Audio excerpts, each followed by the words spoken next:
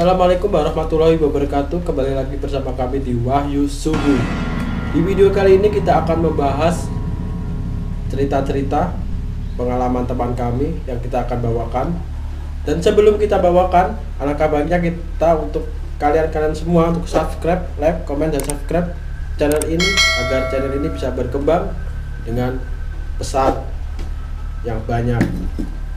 Dan sebelum kita bacakan,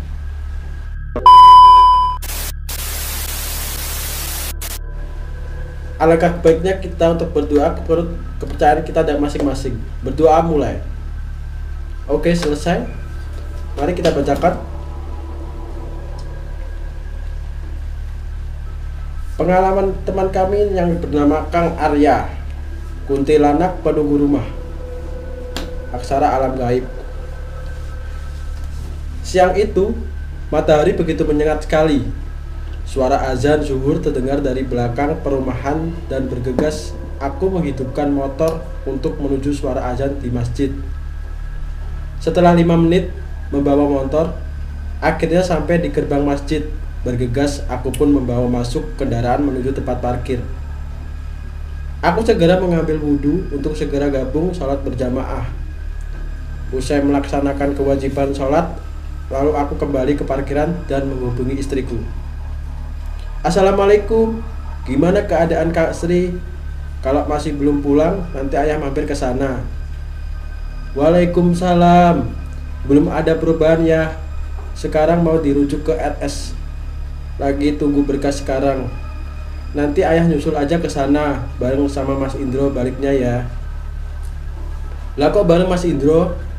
Emangnya doi nggak bawa mobil apa? Nggak bawa. Ikut sama suami Kak Sri di ambulan temani. Makanya nanti ayah pulang bareng Mas Indro. Oh ya udah, kebetulan acara ayah udah selesai. Nanti nyusul langsung ke rumah sakit aja ya. Sekarang mau cari makan dulu, lapar. Ungkapku yang siang itu memang perut udah keroncongan, meminta segera diisi. Nasinya mau dihangatkan nggak Pak? Seru kasir menawarkan nasiku dan Mas Indro untuk dimasukkan ke dalam microwave. Boleh, bisa ya dihangatkan. Astagfirullah, ya Allah, ampuni aku yang telah mengajak koncoku di soiki. Mas Indro pun menyusulku duduk di kursi. Sementara itu suami adik Kak Sri pamit kepada kami untuk memberikan makanan ke anak-anaknya dulu yang berada di mobil. Mas, saya tinggal antar makanan ke istri sama anak-anak dulu ya. Ya bang, silahkan, makasih ya. Sambil menunggu nasi hangat dan bisa dinikmati, aku bertanya perihal yang menimpa Kak Sri pada Mas Indro yang merupakan tetangganya. Mas Indro menceritakan semua mulai dari A sampai Z hingga akhirnya dibawa ke rumah sakit. Setelah mendapatkan cerita detail, cuma bisa geleng-geleng aja. Dan tak sengaja dilihat sebuah visual sebelum hal itu menimpa Kak Sri, membuatku terhanyut.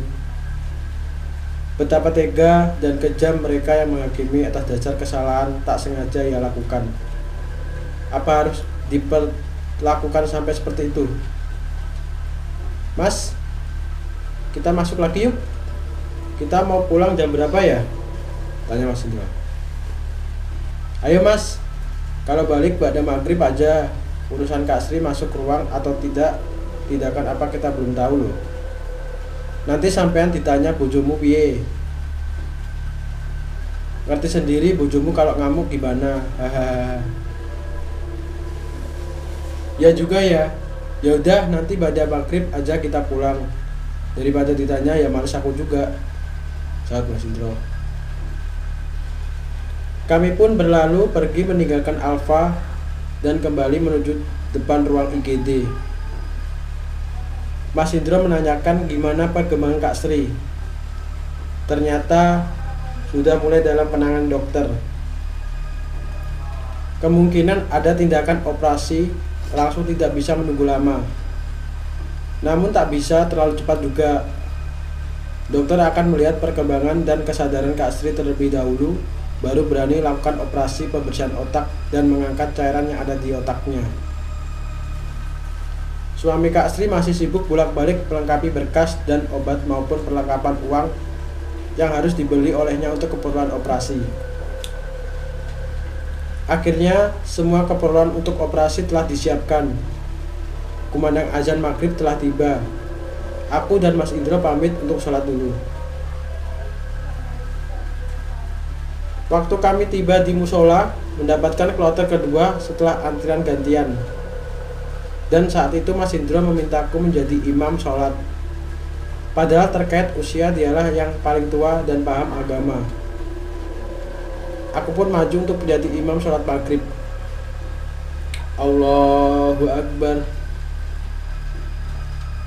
Tiba-tiba ada yang berbisik di telingaku, "Perlamalah ibadahmu, nak. Ada yang sedang menunggumu."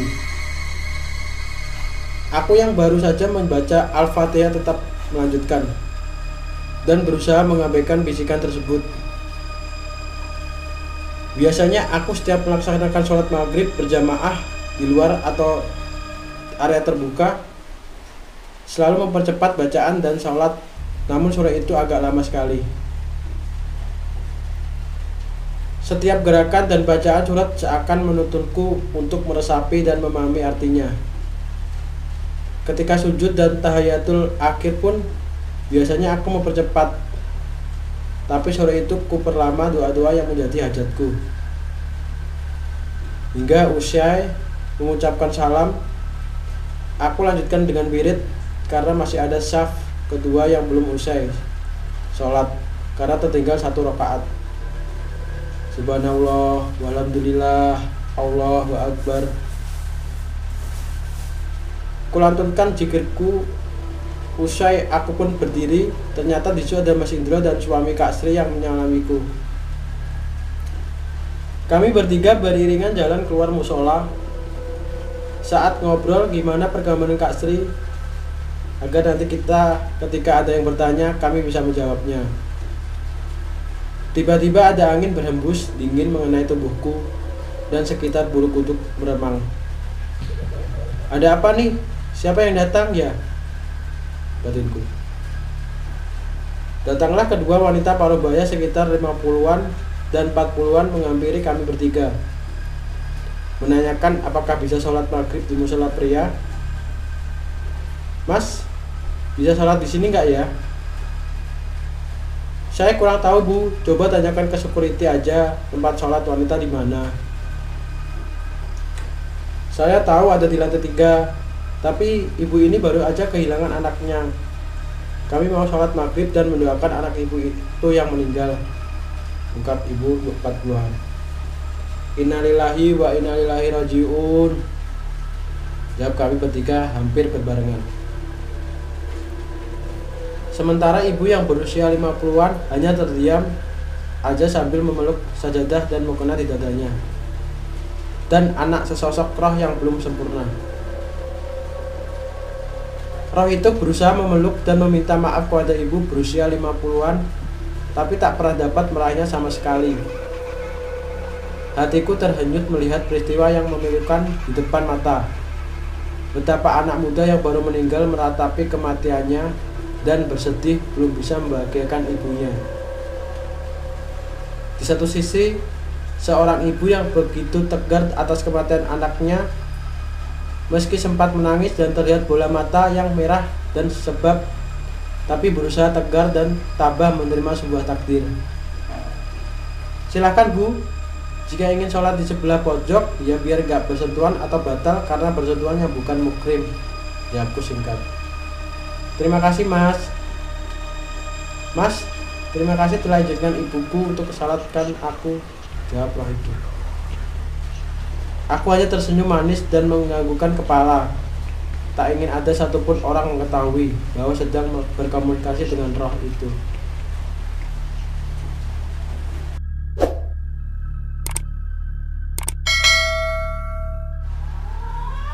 "Iya ayah, makan aja dulu. Nanti kalau udah beres dan berangkat, udah kabari ya." "Oke kalau gitu, assalamualaikum."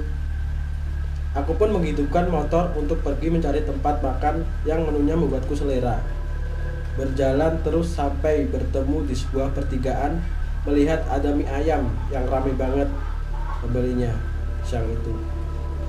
Kuarahkan motor untuk parkir di depan tempat mie ayam, lalu mencari penjual dan memesan 1 mangkok mie ayam pakai bakso plus segelas es kelapa. Setelah mie ayam dan es kelapa habis kunikmati, kabar tentang ambulan yang membawa Kak Sri tak kunjung ada. Aku berinisiatif untuk WhatsApp istriku menanyakan, apakah sudah lengkap berkasnya dan berangkat? Ternyata balasan pesan yang kuterima menyatakan bahwa belum lengkap berkasnya dan masih berada di rumah sakit. Merasa bosan 2 jam lebih menunggu, aku berinisiatif pergi ke rumah sakit. Siapa tahu nanti ketika sampai, ambulan gak lama tiba. Aku melanjutkan perjalanan ke rumah sakit yang memakan waktu 30 menit. Gerimis dan mendung menemaniku dalam perjalanan. Akhirnya tiba juga di rumah sakit, tapi aku tidak segera masuk. Mencari sebuah warung dan memarkirkan motor di depannya. Mak, kopi good day merah pakai es 1 ya. Di sini apa bungkus mas? Di sini aja mak. Tak lama pesananku telah tiba. Langsung kunikmati 2 teguk es kopi yang telah dipesan. Ketika membuka WhatsApp, ternyata ada pesan waktu dari istriku memberitahukan bahwa mobil ambulans sudah berangkat. Aku pun memberitahu kalau sudah ada di rumah sakit dan tengah ngopi sambil menunggu ambulans datang. Merasa jenuh, ku coba mainkan game yang ada di ponselku. Tak lama terdengar suara ambulans lewat depanku. Mungkin ini ambulannya kalau dilihat dari kabar yang ku dapatkan, tapi biarin aja dulu mas, Indro kabari aku. Aku lalu memberi kabar kepada istri kalau ada ambulan baru saja sampai dan lewat depanku. Bun, ada ambulan nih lewat baru saja, sepertinya sih ambulan yang dipakai Mas Indro. Ya udah, ayah telepon Mas Indro aja, dia pakai ponsel istrinya ya. Saat aku hendak membalas kembali pesan ke istri, tiba-tiba ada telepon masuk atas nama istri Mas Indro. Segera aku mengangkatnya dan ingin mengetahui posisinya saat ini. Kang, sampean di mana? Aku udah sampai di rumah sakit depan IGD. Oke mas, tak jalan ke sana. Ini lagi ngopi di seberang rumah sakit dari tadi. Sambil terus berkomunikasi melalui telepon pos. Akhirnya sampai juga di ruang IGD. Telah terdapat Mas Indro, adik kandung dan ipar Kak Istri. Aku perhatikan mereka satu persatu sambil memberikan informasi ke istri bahwa telah bertemu dengan Mas Indro. Mata adik perempuan Kak Istri merah dan berair, menandakan kalau ia bolak-balik nangis terus melihat kondisi kakaknya yang telah tinggal seorang ini. Mereka adalah 3 bersaudara. Abangnya beberapa bulan lalu meninggal karena sakit vertigo dan darah tinggi. 3 kali masuk rumah sakit karena penyakitnya, namun ketiga kalinya tak dapat tertolong nyawanya. Saat ditanya ke pihak keluarga, sebelum abang Kak Sri meninggal bahwa makan Indomie sambil minum bersoda. Awal Kak Sri mendapatkan rujukan dari rumah sakit ke rumah sakit karena terdapat pendarahan di otak. Info dari dokter, akibat banyak pikiran, darah tinggi, kambuh, dan vertigo menyebabkan pembuluh darah di kepala pecah, sehingga menyebabkan pendarahan. Segera dari pihak rumah sakit menyarankan rujukan. Setelah mencari beberapa rumah sakit dan fasilitas lengkap, akhirnya dapatlah rumah sakit swasta yang lengkap. Saat itu Kak Sri masih setengah sadar ingin berbicara kepada istriku, namun tak terdengar sama sekali suaranya. Oleh istriku digenggam erat tangannya dan untuk tidak banyak pikiran dulu. Mas Indro mengajakku salat asar karena saat tiba memang sudah berkumandang azan di masjid sekitar. Lalu ku iakan ajakan untuk salat di musola rumah sakit yang berada di belakang ruang IGD. Setelah menunaikan kewajiban kembali, kami berkumpul dengan pihak keluarga Kak Sri yang diwakili oleh adiknya. Tak lama, suami dari Kak Sri mengajak kami untuk makan. Kebetulan sekali saat ini Mas Indro ingin mengajakku makan karena dia belum makan siang sama sekali. Cuma sebelum kesini aja sekitar jam 10-an.